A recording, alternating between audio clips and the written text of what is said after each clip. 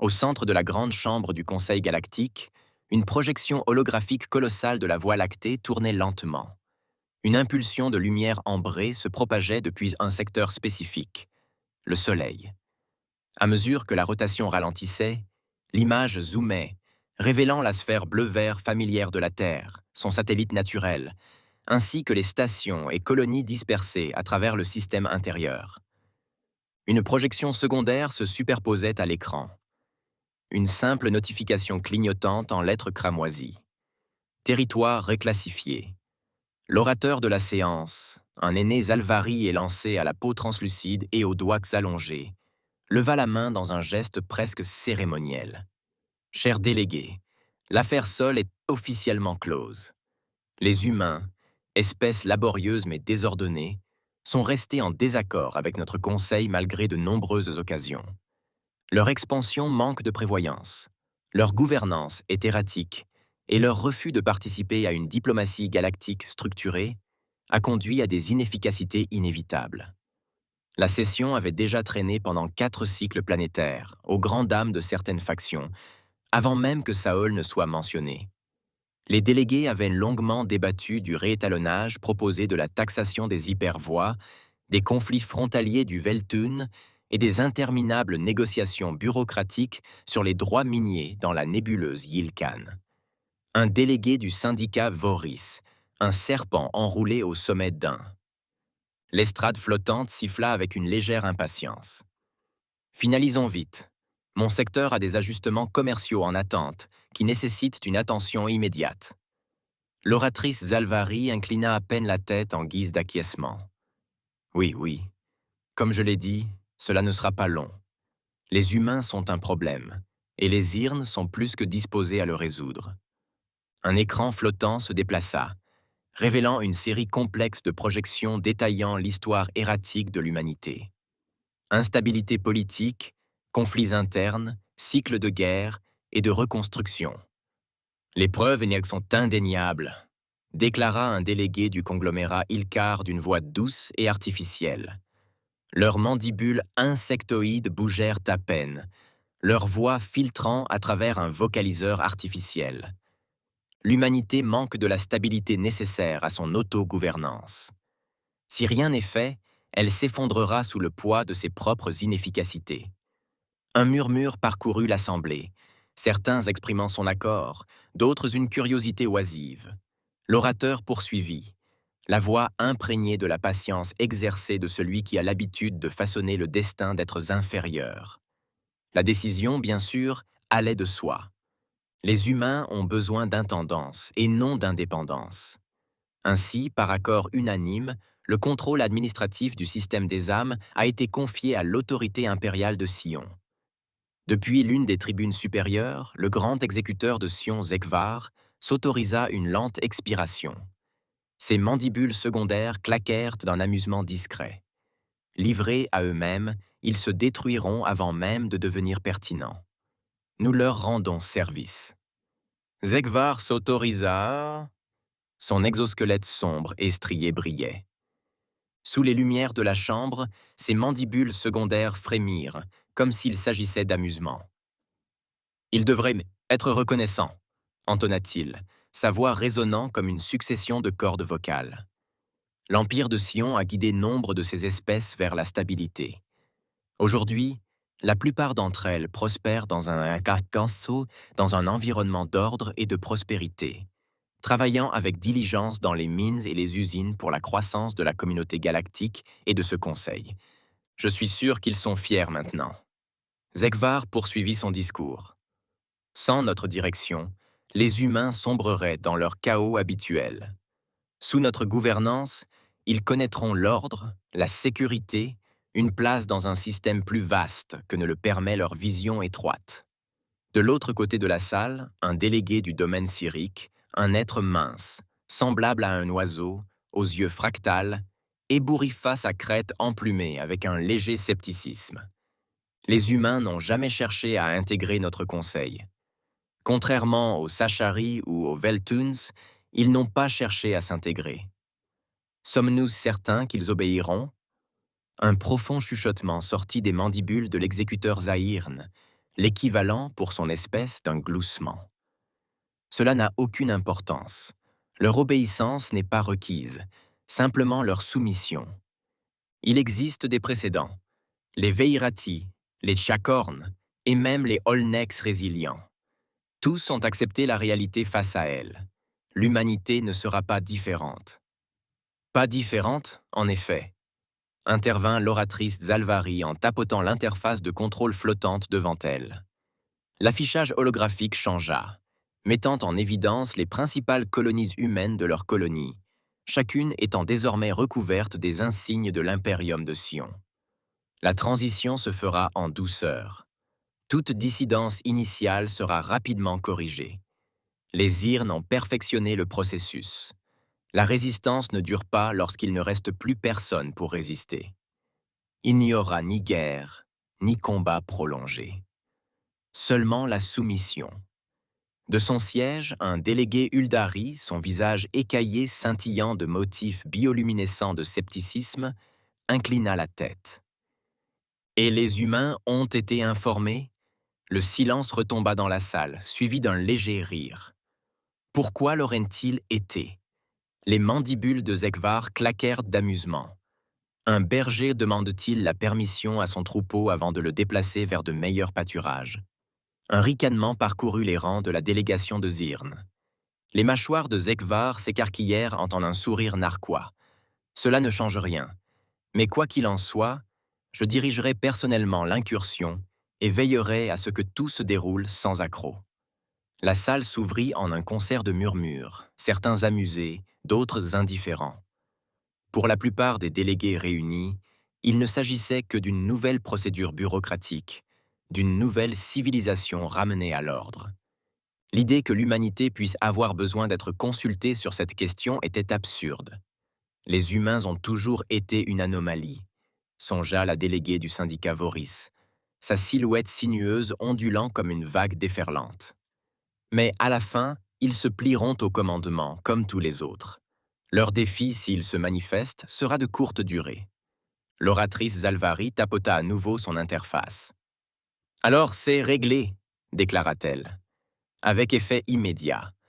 Le système Sol est un protectorat de l'Empire Zirn. Un symbole de confirmation scintillant pulsa sur l'écran holographique. Une simple formalité, étant donné que la décision avait déjà été prise avant même le début de la réunion. Aucune annonce ne serait faite aux humains, aucun émissaire ne serait envoyé. Le Conseil ne voyait aucune raison à de tels gestes. La séance se termina discrètement. Quelques heures plus tard, dans le vide au-delà des salles du Conseil, le ciel de Sol s'assombrit. Non pas sous l'effet d'une dérive céleste ou d'une ombre cosmique, mais avec l'arrivée d'une tempête. La première vague de vaisseaux de guerre Zéon surgit de l'hyperespace en formation parfaite, leurs coques titanesques éclipsant des champs d'étoiles entiers. La deuxième vague suivit quelques instants plus tard, puis la troisième, puis la quatrième. Ce n'était pas une invasion, mais la fermeture d'une cage. La flotte avançait comme le lent grincement d'engrenages célestes, régulière et inexorable. Des croiseurs de bataille, hérissés d'emplacements d'armes, prirent l'avant-garde, leurs coques ornées du sceau cramoisi de l'Imperium. Les vaisseaux d'escorte se déployèrent en position stratégique. Leur fuselage élancé absorbant la lumière lointaine des étoiles, formant un filet infranchissable autour de Sol. À bord du vaisseau amiral Vengeance de Drolkar, le maréchal de flotte Javin se tenait sur le pont d'observation, les bras croisés dans le dos, tandis que le vide tourbillonnant de l'hyperespace ondulait au-delà du hublot renforcé. À ses côtés, Zegvar, haut exécuteur de l'Empire de Sion, observait en silence, supervisant l'incursion avec une impatience mesurée. « Maintenez la formation », ordonna Javin d'une voix rauque et mesurée. « Que les humains nous voient, qu'ils comprennent. Que les humains nous voient, qu'ils comprennent. » Les moteurs grondaient tandis que les formations se solidifiaient, une fatalité se mettant en marche. Ils avançaient lentement, méthodiquement, tandis que la gravité de Sewell commençait à prendre le dessus, les attirant dans le système qu'ils revendiquaient désormais comme le leur. Après tout, l'humanité n'était pas censée résister. La première alerte provenait de l'Observatoire spatial profond 17, une station secrète cachée dans la ceinture d'astéroïdes, un signal d'anomalie de faible priorité, rien d'inhabituel compte tenu des interférences constantes de la magnétosphère de Jupiter. Puis vint la seconde alerte, cette fois-ci du réseau de suivi longue portée de Titan. Quelques minutes plus tard, toutes les installations de surveillance de l'espace lointain du réseau de défense terrestre unifié commencèrent à transmettre les mêmes données. Un objet massif avait pénétré le nuage d'Oort. Au centre de commandement lunaire, l'amiral Brad Waltz se tenait au centre d'une salle de guerre, baigné par la lueur froide des projections holographiques. L'écran devant lui vibrait de flux de télémétrie entrante, dessinant le tableau d'une impossibilité devenue réalité. Une flotte.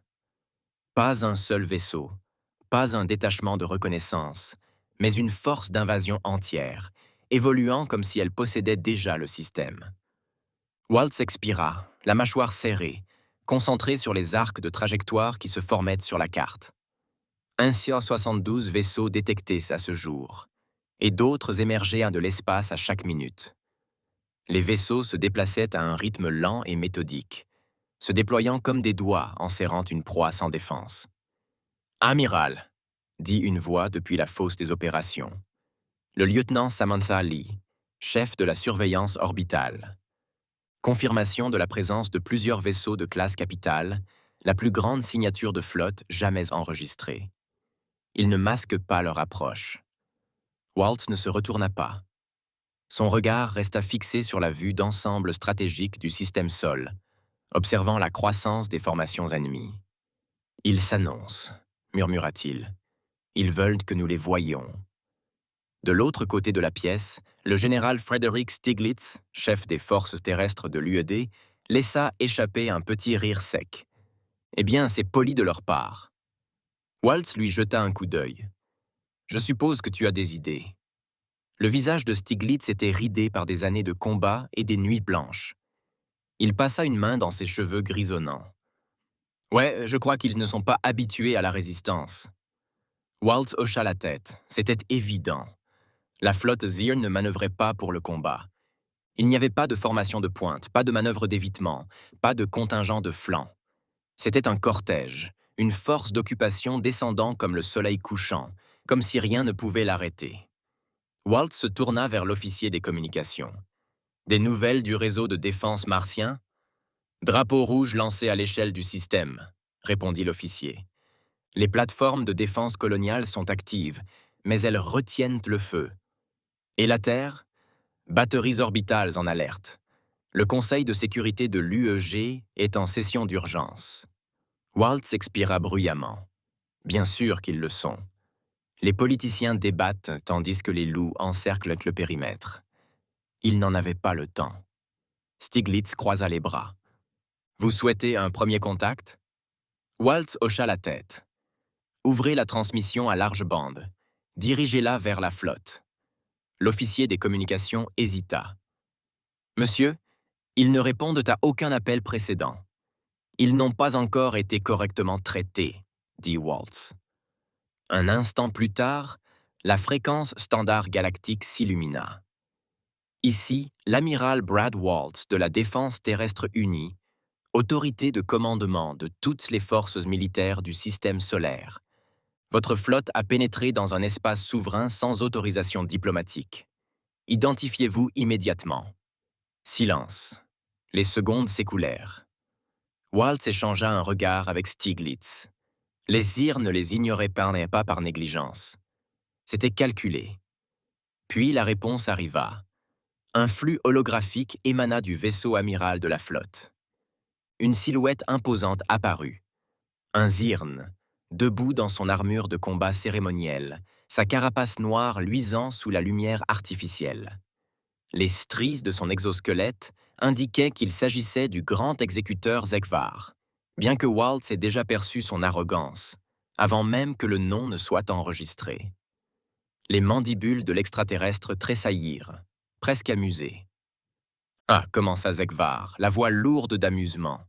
Je commençais à me demander si les primitifs n'avaient pas perdu leur langue. Derrière Waltz, le front de Stiglitz se fronça. Personne dans la pièce ne bougea. Zegvar poursuivit, imperturbable. Humain, je suis le grand exécuteur Zegvar de l'Empire de Sion, désormais vos dirigeants légitimes. La décision du Conseil galactique a été prise. Vos territoires ont été reclassés. Votre gouvernance n'est plus reconnue. Vous êtes désormais sujet de l'Imperium. Waltz garda un visage impassible. Notre quoi? Murmura Stiglitz. Les mandibules de Zegvar claquèrent. Il n'y a pas lieu de s'alarmer. Ce n'est pas une invasion. C'est une intégration. Vous serez élevé sous l'intendance de l'Imperium Zirn, à condition que vous obéissiez. Toute résistance est inutile. Waltz croisa les mains dans le dos. Pardonnez-moi, grand exécuteur. J'ai dû rater le passage où nous étions d'accord. Jekvar inclina la tête. Votre accord n'est pas requis. Cette décision a été prise au plus haut niveau de gouvernance. Vous méritez d'être honoré. La bouche de Walt se contracta. Ah oui, quelle délicatesse de la part du Conseil de nous avoir offert notre demeure comme monnaie d'échange.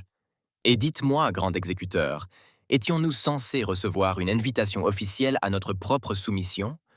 Ou alliez-vous simplement faire défiler vos troupes à travers nos villes et vous attendre à ce que nous nous agenouillions? Les mandibules de Zegvar s'écarquillèrent légèrement.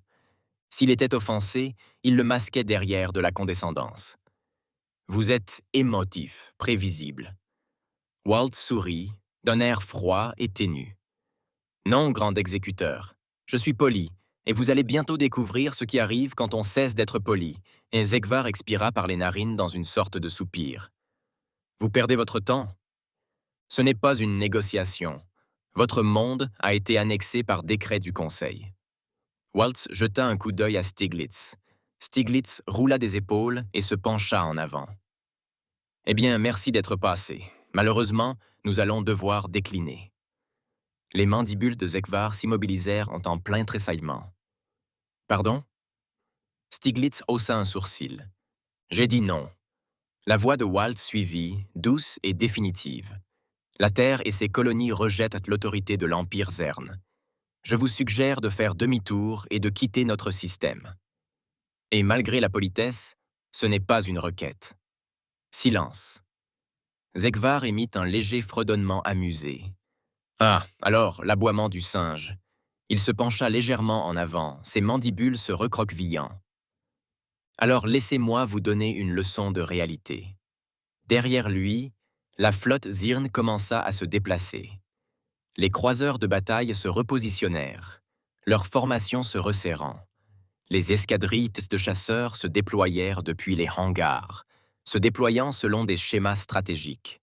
Et les plus grandes dreadnoughts, positionnées près d'Europe et de Mars, ajustèrent leurs arsenals d'armes. Le regard de Waltz se porta sur le flux tactique. Stiglitz fronça les sourcils. Il se repositionne. Waltz s'avança, la voix aiguë, calme, absolue. Activer les grilles de défense planétaire. Mobiliser toutes les flottes. Il se tourna vers les projections de flotte, observant les forces de Zirn braquer leur système de tir sur les premières colonies de sol. « Ils pensent que nous sommes désarmés, » murmura-t-il. Stiglitz fit craquer ses articulations. « Ils vont avoir une sacrée surprise. » Ça tête que ça. À bord du Vengeur de Drolkar, le grand exécuteur Zegvar observait la défiance humaine avec une pointe d'amusement. La transmission avait été coupée, ne laissant que le silence sur la passerelle, mais il n'était pas nécessaire d'être un expert en guerre pour en interpréter le sens. Ils avaient décliné. Zegvar Mandibules tressaillit d'un léger intérêt en se tournant vers le maréchal de flotte Javan, qui se tenait immobile à ses côtés. L'exosquelette épais et blindé du guerrier vétéran portait les cicatrices d'une douzaine de campagnes contre des ennemis importants. Ses yeux aux multiples facettes restaient fixés sur la carte holographique du système solaire, analysant les formations de flotte et les points d'intérêt stratégique. Il se trompe. dit Zegvar d'une voix douce, comme s'il parlait d'un animal de compagnie indiscipliné. Il est naturel pour une espèce inférieure de s'accrocher à ses illusions d'indépendance, mais cela ne change rien au résultat. Javen inclina légèrement la tête. Ce n'est pas le cas, mais leur arrogance est inattendue. Zegvar émit un son dédaigneux. Arrogance? Non. C'est le réflexe d'un animal acculé, les crocs dehors, s'attaquant à une force qu'il ne comprend pas. Ils se sont convaincus que résister leur apporterait autre chose que la destruction. Les mandibules de Jarvan se déplacèrent, pensifs. Ils ne paniquèrent pas. Zekovar se retourna, son regard se fixant sur le maréchal de la flotte. Non, mais cela ne change rien. Il fit un geste vers l'écran tactique, où Europe et Mars pulsaient doucement, superposés à des trajectoires de ciblage. Les humains ont oublié leur place, poursuivit-il d'une voix calme et mesurée. Nous leur rappellerons. Javen ne demanda pas d'estimation des pertes. Les chiffres n'avaient aucune importance.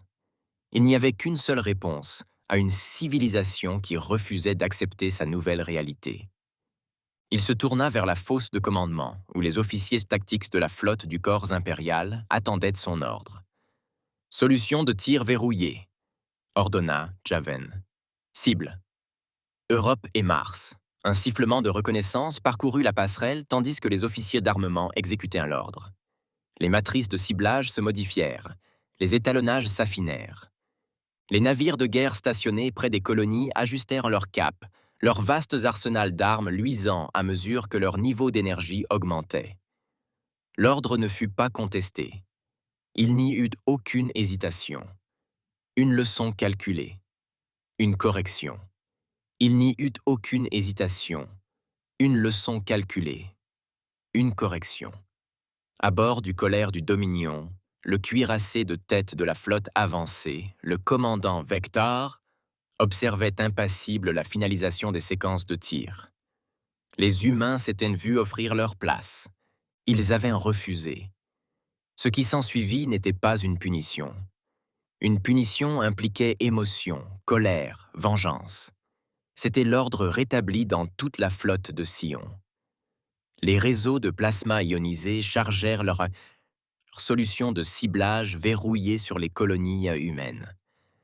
Les installations martiennes enfouies sous la poussière rouge seraient les premières à exploser. Les canons orbitaux réduits au silence, les défenses planétaires anéanties, avec leurs centres de recherche flottants et leurs bases de glace souterraines, suivraient. Vector inclina légèrement la tête tandis que les principaux vaisseaux de la flotte synchronisaient leurs comptes à rebours. Exécuté. Le ciel nocturne de Mars s'embrassa lorsque la première salve tomba. À bord de la station Maro, l'une des plateformes de défense orbitale, un avertissement automatique lança des signatures à haute énergie en direction de la station. L'intelligence artificielle pilotant la plateforme calcula les vecteurs d'attaque en quelques millisecondes, mais aucune contre-mesure n'était capable d'arrêter ce qui venait des colons de surface. Le personnel stationné observait. Dans un silence stupéfait, la haute atmosphère brûlait. Les premières explosions explosèrent le long du réseau de défense équatoriale, détruisant les tours de détection, effondrant les bunkers renforcés, faisant fondre les alliages renforcés comme s'ils n'étaient que de la cire sous une flamme. Partout sur la planète, les communications furent coupées. Le ciel martien, si souvent voilé de ses habituelles tempêtes couleur rouille, n'était plus qu'un canevas de feu et de ruines. Au-dessus d'Europe, la dévastation fut différente. Les lances à plasma ne se contentèrent pas de frapper, elles transpercèrent, fendant la lune recouverte de glace avec une précision chirurgicale. Des installations sous-marines entières se rompirent, englouties par les abysses océaniques, l'afflux thermique soudain provoquant de violentes turbulences sous l'étendue gelée. Depuis l'orbite, c'était un spectacle de destruction froide et impitoyable. La présence humaine dans les deux colonies avait été effacée. À bord du Drollcar Vengeance, Zegvar observait les derniers rapports d'impact avec une légère satisfaction. L'affichage tactique reflétait la nouvelle réalité. Europe et Mars, autrefois bastions humains, n'étaient plus que ruines noircies. Javan laissa le silence s'installer avant de se tourner vers le haut exécuteur. Plus de défis, acquiesça lentement Zegvar. Ils ne seront plus aussi stupides. Il s'approcha de l'écran central, observant la flotte humaine qui s'attardait encore dans le système intérieur de sol. Leurs plateformes orbitales n'avaient pas été engagées. Leur flotte n'avait pas bougé. Ils avaient été témoins. Et maintenant, ils allaient comprendre. Transmettez une déclaration finale aux humains, dit Zegvar d'un ton calme et définitif. Informez-les que leur monde appartient désormais à l'Imperium. Javan donna l'ordre. Un signal pulsa depuis le vaisseau amiral de Zion, une transmission unique diffusée sur toutes les fréquences connues. Telle est la volonté de l'Imperium. Votre défiance a été constatée et corrigée. Nous avons été généreux, mais vous continuez à nourrir des illusions de souveraineté. Europe et Mars ont disparu. Vous êtes désormais sujet de l'Imperium. Acceptez-la, et votre monde sera épargné de nouvelles souffrances. Le message prit fin. Zegvar s'accorda un moment de contemplation silencieuse. Les humains avaient été témoins. Maintenant, ils allaient se soumettre. Son regard se porta sur la carte du système solaire, où scintillaient de subtiles anomalies, des distorsions de capteurs dans la ceinture d'astéroïdes, des fluctuations énergétiques inhabituelles le long des lunes joviennes. Javan le remarqua également. Il y avait une activité dans leur système interne. Zegvar laissa échapper un long soupir. Une course désespérée. Ils chercheront des moyens de négocier, peut-être même de fuir. Javan hocha la tête, indifférent. C'est absurde. Zegvar acquiesça. Qu'ils rampent. Qu'ils implorent quelques bribes de défi avant que la réalité ne les écrasera. Et personne, et certainement pas les humains, n'avait jamais survécu en défiant l'Imperium. Au centre de commandement lunaire, une trentaine de minutes après l'attaque, la salle de guerre était silencieuse. Ni le silence du choc, ni celui du chagrin, mais le calme mesuré du calcul. L'amiral Brad Waltz se tenait au centre du centre opérationnel, les mains jointes dans le dos, le regard fixé sur le champ de bataille holographique suspendu au-dessus de la pièce. Autour de lui, les officiers se déplaçaient avec efficacité, chacun exécutant un rôle préparé des années à l'avance. Les Yrnes croyaient avoir brisé les défenses de l'humanité. Ils allaient bientôt réaliser leur erreur. Aux côtés de Waltz, le général Frederick Stiglitz observait les vestiges en flammes d'Europe et de Mars sur l'écran tactique. Son expression était indéchiffrable, ses doigts tapotant nonchalamment la surface de l'holotable. « Ils pensent à nous avoir anéantis », murmura-t-il. Les lèvres de Waltz se retroussèrent en un léger sourire entendu. « Ils pensent que nous les avons laissés faire. » De l'autre côté de la pièce, le lieutenant Samantha Lee surveillait les flux de données provenant des avant-postes survivants. Les réseaux souterrains restaient intacts. Les stations sous-marines sous la croûte de glace d'Europe restaient invisibles. Les bunkers martiens, dissimulés sous des kilomètres de roches renforcées, étaient intacts.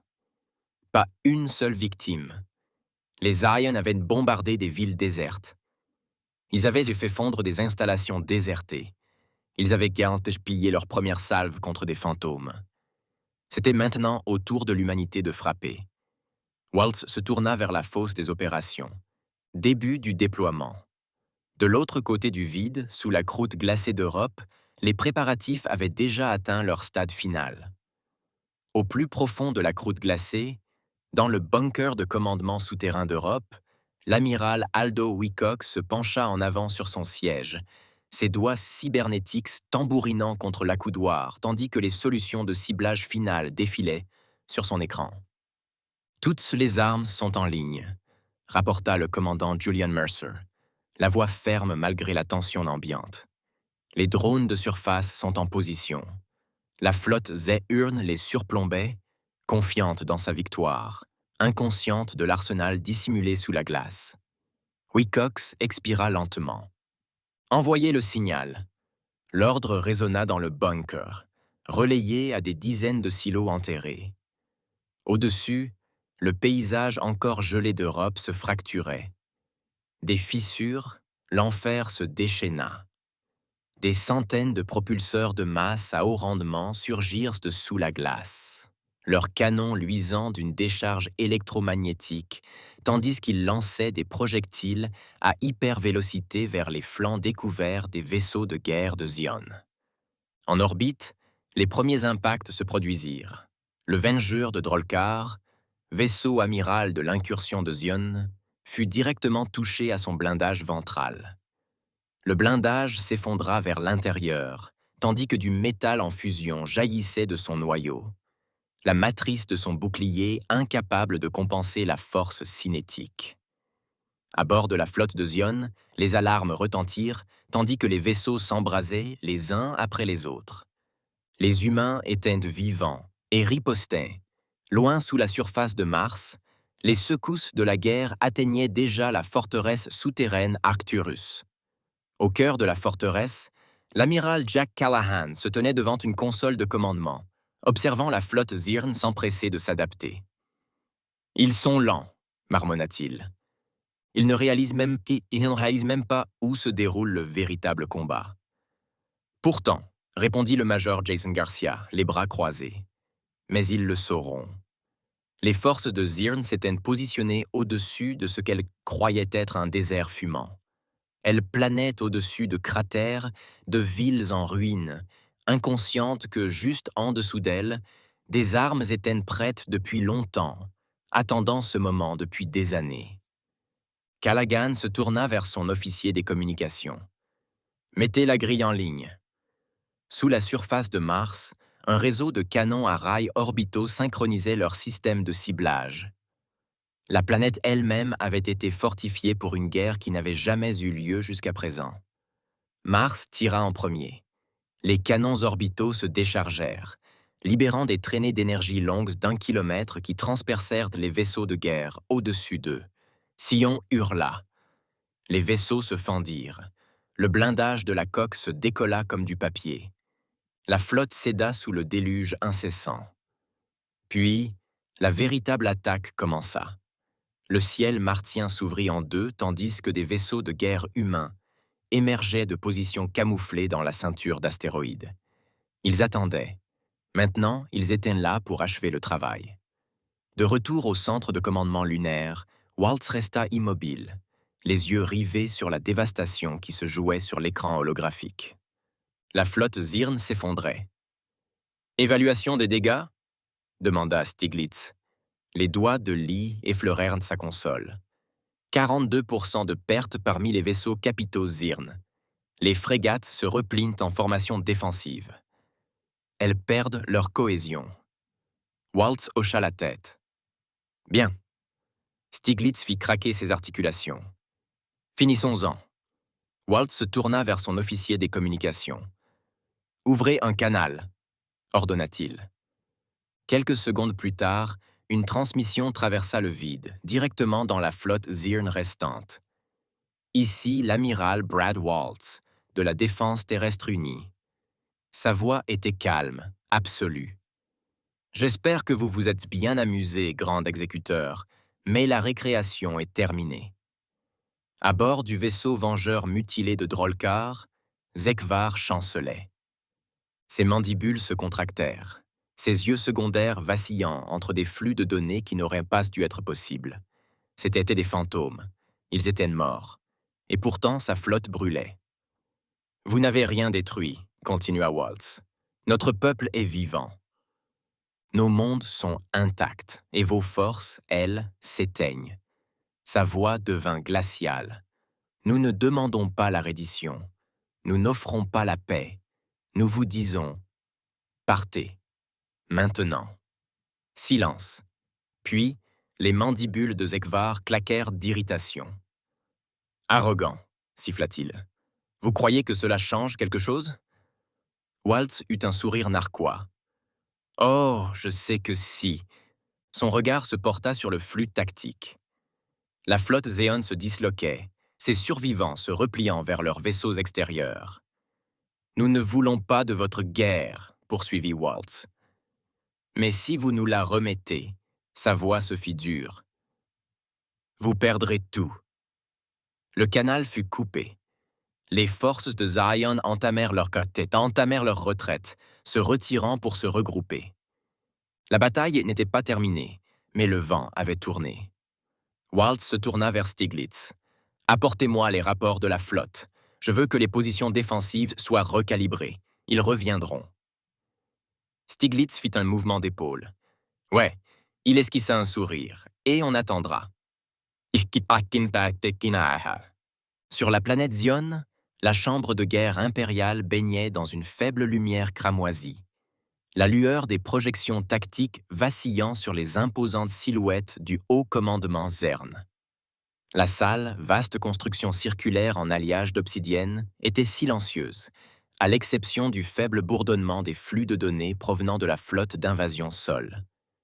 Au fond de la salle, le seigneur Sirvas, autorité suprême de l'impérium Gizéern, se tenait immobile, les mandibules tremblantes, tandis qu'il lisait les rapports invraisemblables défilant sur les écrans creux. Les humains avaient survécu. Ils avaient contre-attaqué. Ils avaient massacré la première flotte. Les 4 yeux de Survassa se plissèrent, ses mandibules secondaires claquant contre sa carapace dans une lente agitation contrôlée. C'était impossible. À sa gauche, le grand stratège Vorkan, artisan d'innombrables conquêtes, agita ses mandibules, son exosquelette strié se déplaçant tandis qu'il se penchait en avant. « Confirmez ces chiffres », ordonna-t-il d'une voix rauque. Le superviseur tactique au centre de la pièce déglutit avant de répondre. Les données sont vérifiées, stratège. Les forces humaines ont engagé le combat avec une précision incroyable. 48% de notre flotte. Détruite. Un silence s'est installé. Pas un seul Xur n'a parlé. Finalement, le Seigneur suprême a rompu le silence. Connectez-moi au grand exécuteur Zekvar. Une lueur a brillé au centre de la salle et un flux holographique est apparu, révélant le pont endommagé et obscurci de la vengeance de Drolkar. De la fumée flottait dans l'air. Les sirènes d'urgence pulsaient en avertissements graves et gutturaux. Et Zekva lui-même se tenait immobile, une profonde entaille le long de ses mandibules, laissant échapper un ishor sombre. Son deuxième œil frémit lorsqu'il reconnut l'origine de la transmission. « Seigneur !» Girvas se pencha en avant, sa silhouette imposante projetant une ombre sur la projection. « Expliquez-moi comment une espèce jugée sans importance par le Conseil vient de démanteler ma flotte. » Les mandibules de Zekvar se contractèrent d'irritation, mais il n'y avait plus aucune arrogance dans sa posture. Les humains résistèrent, dit-il d'une voix tendue, avec une force inattendue.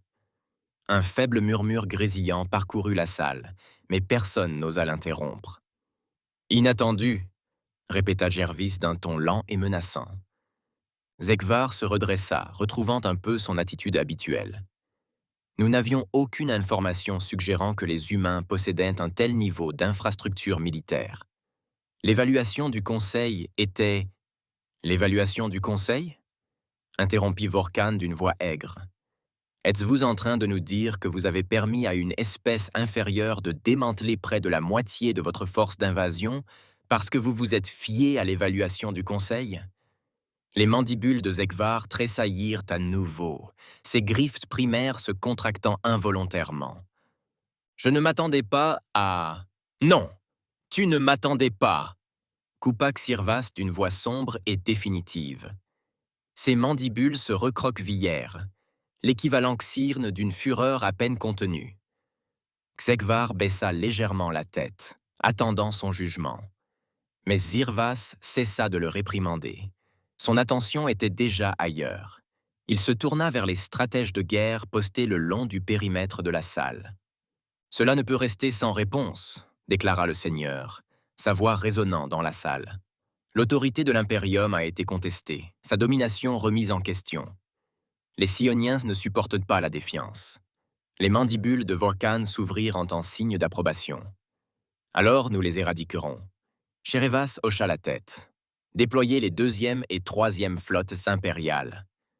L'ordre se propagea. les officiers se préparant à l'action immédiate. En quelques secondes, l'armada impériale était mobilisée, une force éclipsant la flotte d'invasion initiale, conçue non pas pour la pacification, mais pour l'extermination. Xervas se tourna vers Xegvar. « Tu tiendras ta position. Les renforts arriveront dans quelques minutes. » « Vous tiendrez votre position. Les renforts arriveront dans quelques minutes. » Les mandibules de Xegvar claquèrent de satisfaction. « Ce sera fait, Seigneur. » La transmission fut coupée. Xirvas tourna son regard vers Vorkan. « Assurez-vous qu'il ne reste plus rien des humains une fois ce travail terminé. » Les mandibules de Vorkan se recroquevillèrent dans une expression qui ressemblait à un sourire. Avec plaisir, dans la salle du Conseil galactique, le sanctuaire intérieur du Conseil était silencieux, à l'exception du léger bourdonnement des écrans flottants actualisés en temps réel. La grande salle circulaire, habituellement remplie du brouhaha des manœuvres politiques, était désormais réduite à un silence vigilant. Les délégués observaient. Observant la flotte zernaise brûler, observant une espèce qu'ils avaient rejetée se maintenir intacte. De sa position élevée, le président Vesath du Commonwealth Zalvari observait la scène avec une curiosité mesurée. Sa peau pâle et translucide palpitait faiblement, sublimée par de subtiles variations de bioluminescence, signe visible de ses calculs. « Ils sont plus résistants que prévu », murmura un délégué du protectorat d'Uldari, son visage écailleux vacillant de douces couleurs contemplatives. L'envoyé du domaine syrique, un grand être aux allures d'oiseau, émit un claquement sec de son bec. Résistant, certes, mais les Irnes ne le permettront pas. L'Imperium a envoyé des renforts. Les humains seront éradiqués. Un murmure d'approbation parcourut la salle. Ils ont outrepassé leurs limites, spécula une voix depuis l'estrade du syndicat Voris, son représentant serpentin se tordant de satisfaction. Maintenant, ils seront corrigés. L'expression de Visath ne changea pas. Son regard resta fixé sur la signature de la flotte en expansion apparaissant au bord du puits de gravité de Sol. « Les humains sont sans importance », déclara simplement l'ancien Zalvari. « L'Imperium résoudra ce problème. L'intervention du Conseil est inutile. » Silence. Puis de discrets hochements de tête indifférents. Un verdict tacite. Mais l'humanité avait d'autres projets. Aux confins du système solaire, le vide spatial se convulsait. Une à une, d'énormes distorsions hyperspatiales déchirèrent par l'étendue obscure au-delà de l'orbite de Neptune, faisant surgir des vaisseaux de guerre. Puis, ils arrivèrent. La deuxième flotte impériale, accompagnée de la troisième armada de bataille, émergea des replis turbulents de l'espace de glissement. Des centaines de vaisseaux de guerre, plus imposants, plus lourds, plus redoutables qu'auparavant. Les cuirassés de tête prirent le commandement, leurs imposantes carcasses éclipsant des pans entiers du ciel, leurs armes déjà armées. À la tête de la flotte, à bord du tout nouveau Dominion Wrath, le grand stratège Vorkan se tenait devant un immense hublot, ses mains griffues, croisées dans le dos. Sous lui, le système solaire s'étendait tel un terrain de chasse, ses planètes alignées, ses défenses en attente. Il exhala de satisfaction.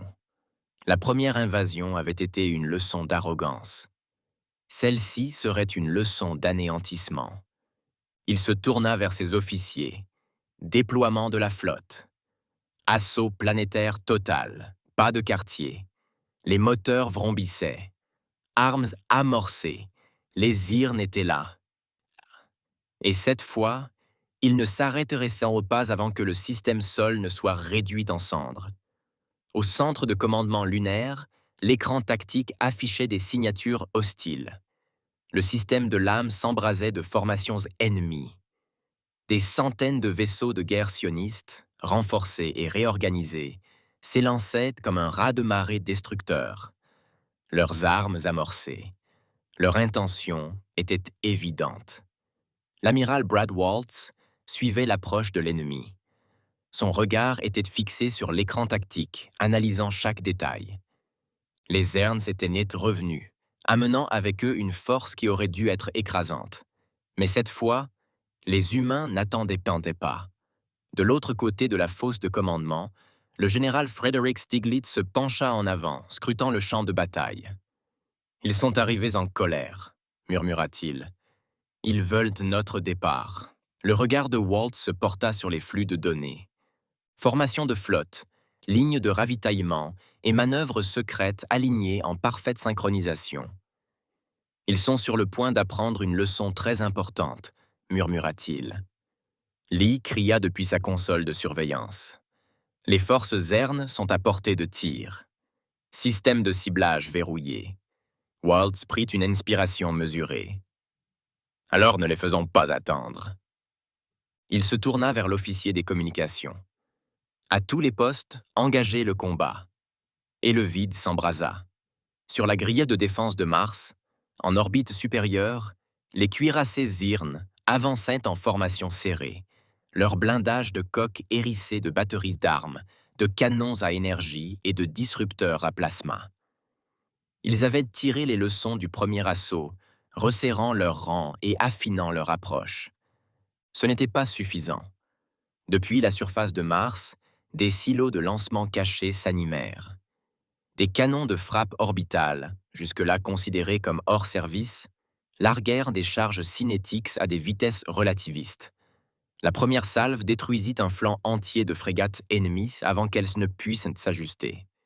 Les Hirons vacillèrent, mais les humains avaient encore plus à attendre. Depuis la ceinture d'astéroïdes, une deuxième flotte de vaisseaux de guerre émergea de l'ombre, leurs coques peintes en noir pour se fondre dans le vide. Ils fondirent sur l'ennemi, déclenchant des frappes coordonnées, non pas des volées aléatoires, mais une destruction mesurée. Pour la première fois, les Zerns hésitaient. Ce n'était pas seulement la férocité de la contre-attaque. Les humains ne se défendaient pas. Ils exécutaient une stratégie. À bord du vaisseau amiral Zern, le Dominion Wrath, le grand stratège Vorkan se tenait immobile sur le pont de commandement, les mandibules verrouillées, regardant ses projections de combat s'effondrer. « C'est impossible », gronda-t-il. « Les humains auraient dû être sur la défensive.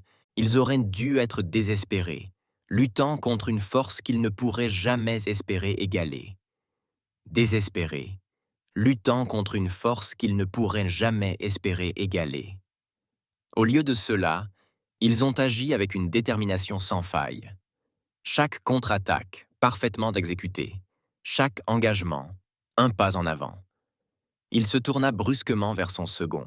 « Où est leur flotte principale ?» Un silence tendu. L'un des tacticiens Xern déglutit, son regard secondaire parcourant l'écran. « Nous essayons toujours de les localiser, stratège. » Les mandibules de Vorkan se retroussèrent d'irritation. « On ne perd pas une flotte, » lança-t-il. « Trouvez-les !» L'écran tactique vacilla, mettant en évidence les mouvements inattendus de la flotte. Quelque chose clochait. Les évaluations de la flotte ne correspondaient pas. Les humains étaient là, mais seulement en partie. Puis, une nouvelle voix retentit sur le canal de commandement, pressante et instable. « Stratège !» Le signal crépita, momentanément interrompu. Quelques secondes plus tard, les mots résonnèrent clairement. « Monsieur, il se passe quelque chose chez vous. » Les mots étaient clairs. « Monsieur, il se passe quelque chose chez vous. » Bien au-delà de l'espace de l'Imperium, dans le vide du système d'origine Ziron, des ombres se déplaçaient invisibles. À bord d'un vaisseau de guerre caché, un officier humain adressa un bref signe de tête à son équipage. La première phase est terminée. Passons à la deuxième. Une flotte se déplaça vers de nouvelles positions, coupant les voies commerciales clés. Un autre détachement s'activa, verrouillant les principaux dépôts de ravitaillement. Les Sions, malgré leur supériorité militaire, ne s'étaient jamais préparés à une telle situation. Pour la première fois de leur histoire, la guerre les attendait. À travers l'Imperium, la confusion se transforma en panique. Les transmissions se multiplièrent. Un officier de commandement, la voix tendue, se tourna vers Vorkan. « Monsieur, nous détectons des fluctuations de puissance à plusieurs endroits clés de l'Imperium. » Vorkan plissa les yeux. « Expliquez-moi. » Les mains de l'officier tremblaient légèrement tandis qu'il accédait à de nouveaux flux de données. Mouvements de flotte inconnus. Perturbation des voies hyperspatiales. Perte partielle des communications de 2 installations militaires dans les systèmes centraux. Les mandibules de Vorkan se crispèrent. Sommes-nous attaqués? Un silence. La gorge de l'officier claqua sèchement tandis qu'il parcourait des rapports de plus en plus fragmentés. Stratège, nous perdons le contact avec plusieurs centres de commandement. Les postes de ravitaillement sont en panne. Les routes commerciales s'effondrent. Vorkon sentit une tension inhabituelle s'installer en lui. Quelque chose se passait. Quelque chose qui dépassait ses prévisions. Au centre de commandement lunaire, Waltz observait l'affichage tactique, son visage ne trahissant rien. La bataille sur sol faisait rage, mais ce n'était pas la vraie guerre âcre. Une voix grésilla dans le canal de communication sécurisé. « Amiral, la phase 2 est en cours. » Waltz expira, autorisant un léger hochement de tête. « Maintenez votre position, dit-il. Ne les laissez pas passer. » Une nouvelle flotte émergea, resserrant l'étau autour des Irnes survivants qui tentaient encore de se regrouper. L'ennemi prenait conscience de la vérité. Il avait déjà perdu. Dans la salle du Conseil galactique, l'écran holographique vacilla violemment, des parasites déformant la transmission entrante. Un instant plus tard, l'image se stabilisa. Un officier Zahir apparut, les mandibules tremblantes, ses yeux secondaires scrutant toutes les directions. Derrière lui, l'éclairage d'urgence rouge pulsait à intervalles irréguliers, projetant des ombres irrégulières le long des murs de ce qui aurait dû être un poste de commandement impénétrable. Ici, la forteresse Drolkar. La voix de l'officier résonna, tendue, décousue, la respiration haletante. Nous sommes assiégés. Je le répète, les forces humaines ont encerclé le système. Ils nous coupent de tout soutien extérieur. Un silence glacial s'abattit sur la salle du Conseil galactique. Un silence étrange. Assis dans sa position élevée, Visath, président du Commonwealth de Zalvari, sentit un léger tremblement dans ses doigts allongés. L'hologramme changea, affichant des données en temps réel provenant des systèmes centraux de l'Imperium. Blocus, lignes de ravitaillement coupées, routes commerciales en ruine. « Voilà », murmura un délégué du domaine syrique, ses yeux fractales se plissant tandis qu'il parcourait les rapports. « C'est impossible. » Un autre représentant, du protectorat Uldari, poussa un profond soupir. Comment les humains peuvent-ils être là? Leurs forces étaient dévouées à Sol. Nous l'avons vu. L'envoyé du syndicat Vorus, sa silhouette serpentine se resserrant sur son estrade flottante, siffla d'irritation. Apparemment, nous avons vu ce qu'il voulait nous montrer.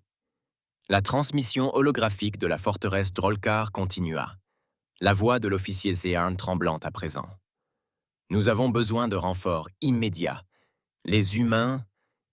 Il hésita, fixant quelque chose hors champ, ses mandibules frémissant de façon erratique. Ils ne nous attaquent pas directement. Ils attendent. Ils ont bloqué tous les couloirs hyperspatiaux, tous les points de repli. Rien n'entre ni ne sort. Tous les couloirs hyperspatiaux, tous les points de repli. Rien n'entre ni ne sort. La transmission a buggé. Un bruit parasite. Puis, ils prennent leur temps. La transmission a été coupée. Silence. La peau de Visath palpitait faiblement, sa luminescence intérieure se muant en une profonde inquiétude. Pour la première fois, le Conseil comprit. L'humanité n'avait pas simplement survécu. Elle avait orchestré cet instant, et maintenant, l'Imperium, l'une des puissances les plus anciennes et les plus redoutables du Conseil, était suspendue au-dessus de l'abîme. Dans la salle de commandement de la forteresse impériale, le seigneur Gervis se tenait immobile, son regard secondaire fixé sur la carte de guerre holographique. L'Empire Zéon, autrefois un colosse intact, n'était plus qu'une masse fracturée de forteresses disjointes, ses artères centrales obstruées par un ennemi invisible. Ses mandibules se crispèrent. Une pulsation statique parcourut l'écran lorsqu'une transmission se connecta, révélant le grand stratège Vorkan à bord du colère du Dominion, toujours engagé dans la bataille pour Sol. Son image, légèrement déformée par l'interférence des combats en cours, se figea, scrutant les derniers rapports, son esprit explorant les contre-mesures possibles. J'ai reçu les rapports en violation de la loi. Nous devons briser leur emprise sur nos systèmes, dit Vorkan, sa voix interrompant la transmission avec un contrôle forcé. Nous devons consolider nos flottes et... Shirvas frappa la console de commande d'une main griffue, brisant le matériau renforcé sous sa prise. Briser leur emprise, gronda-t-il. Sur quel front, stratège?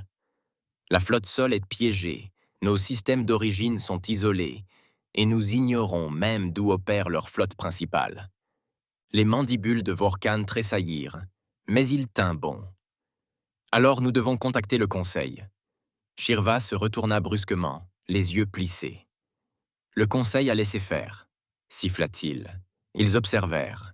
Ils restèrent là, les humains se préparant.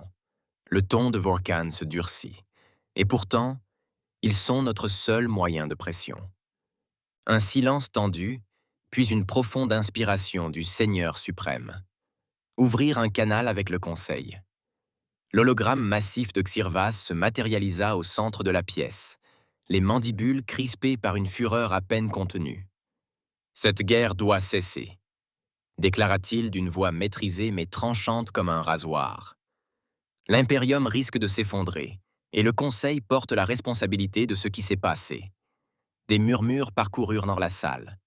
Certains délégués hochèrent de la tête, d'autres s'agitèrent, mal à l'aise. « Les humains, poursuivit Gervis, ont lancé une attaque systématique contre nous. Ils n'ont remporté aucune bataille. Ils ont orchestré le démantèlement d'un empire. Nous exigeons que le Conseil intervienne et les force à obéir. » Un long silence. Puis Vzath prit enfin la parole. « Vous vous trompez, suzeraine. » Les mandibules de Gervas s'écarquillèrent. « Quoi ?» La peau bioluminescente de Vzath pulsa selon un rythme mesuré et délibéré. Le Conseil n'a pas perdu le contrôle de la situation. Nous avons simplement sous-estimé les humains. Un murmure parcourut la salle. Vzath poursuivit, prudent, mesuré, entretenant l'illusion de l'autorité. L'Impérium reste l'une de nos puissances les plus précieuses, dit-il, mais la situation doit être gérée avec délicatesse. Shirvas bouillonna. Nous sommes au-delà de la délicatesse. Vzath se pencha légèrement en avant. Vraiment? Le Conseil n'était pas encore prêt à admettre sa défaite. Pas encore. Nous proposons une intervention diplomatique, dit Vzath d'un ton calme. Une résolution qui préserverait l'ordre tout en assurant la puissance de l'Impérium. Servus plissa les yeux. Vous suggérez que nous négocions? Un silence. Puis le président Zalvari sourit, d'un geste lent et délibéré. Avec eux, oui. Le silence retomba dans la salle. Personne n'osa appeler les humains à la table des négociations. Pas encore. Mais pour la première fois, c'était une possibilité réelle. De retour au centre de commandement Luna sur un canal sécurisé, la demande de transmission arriva. Elle ne provenait pas de l'Impérium, mais du Conseil galactique lui-même. Un silence tendu s'installa dans la salle tandis que les flux de données traduisaient et décodaient le message. Waltz se tenait au centre, les bras croisés, observant la requête diplomatique officielle du Conseil se matérialiser à l'écran. Stiglitz laissa échapper un petit rire. Ça leur a pris du temps. Waltz resta silencieux, l'expression indéchiffrable. Le Conseil avait enfin reconnu l'humanité, mais personne dans la salle n'a saisi les commandes. Il se contentait d'observer. Le message clignotait à l'écran, attendant une réponse. Personne ne bougeait. Personne ne parlait. La demande de transmission clignotait à l'écran, attendant. Attendant. Les humains ne répondaient pas en bas. L'amiral Brad Waltz se tenait immobile, les bras croisés, les yeux fixés sur le message clignotant. Derrière lui, l'état-major de la défense terrestre unie observait l'instant avec un détachement presque clinique. Le Conseil, celui-là même qui avait autrefois rejeté l'humanité, attendait maintenant une réponse qu'il avait trop peur d'exiger. Le général Frederick Stiglitz se pencha, les bras croisés, la voix basse. « Vous pensez qu'il transpire déjà ?» Waltz expira lentement par le nez. Ils ne transpirent pas, mais ils le sentent clairement. De l'autre côté de la pièce, le lieutenant Samantha Lee surveillait les transmissions entrantes. Les canaux de l'Imperium étaient devenus erratiques. Ordres brouillés, demandes de renforts inexistantes, commandants de flotte tentant désespérément d'établir des voies de ravitaillement désormais inexistantes. Les humains avaient non seulement vaincu les Zerns, mais les avaient rendus impuissants, et maintenant, ils allaient décider de l'issue de cette affaire. Waltz se tourna finalement vers l'officier des communications. « Ouvrez le canal. » L'affichage holographique se modifia, et, en un instant, la salle du Conseil galactique et la forteresse de commandement impérial occupèrent l'écran. Les silhouettes familières des délégués du Conseil restèrent assises dans un silence tendu, tandis que le seigneur Xervas se tenait figé à la tête de la table de guerre de Sion. Pour la première fois dans l'histoire du Conseil galactique, les humains parlèrent les derniers. La voix de Waltz était calme, imperturbable. « C'est fini !» Les mandibules de Xervas tressaillirent, ses 4 yeux se rétrécissant. « Tu crois avoir gagné ?» Waltz inclina légèrement la tête. « Nous ne croyons rien, Seigneur. Nous savons. » La carte de guerre holographique se mit à jour, déplaçant le regard du système Sol vers les mondes centro-Xurn. Le Conseil observa l'apparition des voies de blocus, chaque chaîne d'approvisionnement Xurn marquée d'indicateurs rouges, interceptée, désactivée ou anéantie. L'Imperium était coupé de lui-même. Waltz fit un pas en avant, la voix égale, inébranlable. « Votre système d'origine est complètement encerclé. Vos flottes sur sol sont piégées. Vos renforts? Ils arrivent déjà trop tard, et tous les vaisseaux que vous avez envoyés ici ne reviendront pas. » Les mâchoires de Shirvas se crispèrent, mais il ne dit rien. Waltz laissa retomber le poids de ses paroles avant de poursuivre.